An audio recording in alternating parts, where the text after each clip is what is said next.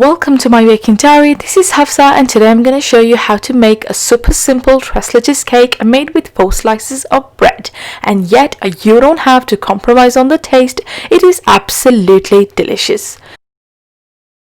So start by trimming the sides of your bread and make sure that all the 4 slices of your bread are about the same size. So here I've got my whipping cream, which I'm going to whip up until it's just stiff. Make sure that you don't over whip your whipping cream.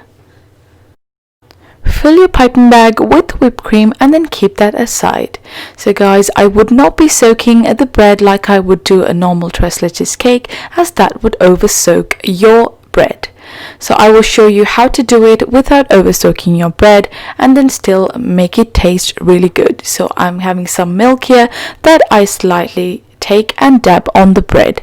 Just a little bit, make sure you don't overdo it.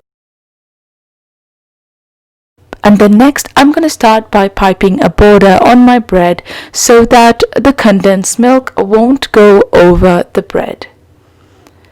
So pipe another layer just like that on top as well, so we can secure the condensed milk in the middle.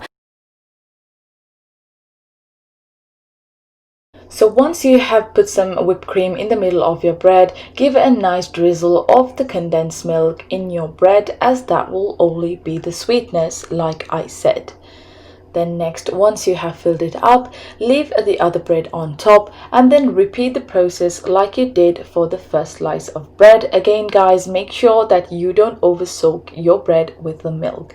Once you have placed your final bread, leave it in the fridge for about half an hour until it's nice and set.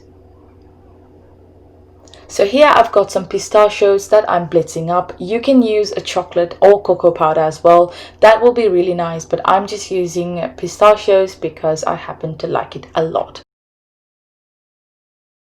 So our bread is out of the fridge and I'm going to crumb coat the cake nice and smooth until it's all covered up beautifully, just like I'm doing right now.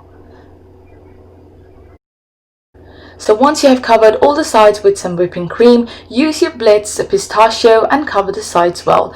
Now, like I said, you can use grated chocolate or dust it with cocoa powder at the end. It will still taste absolutely good. I post quick, easy and delicious recipes every week, so give me a thumbs up if you like this recipe.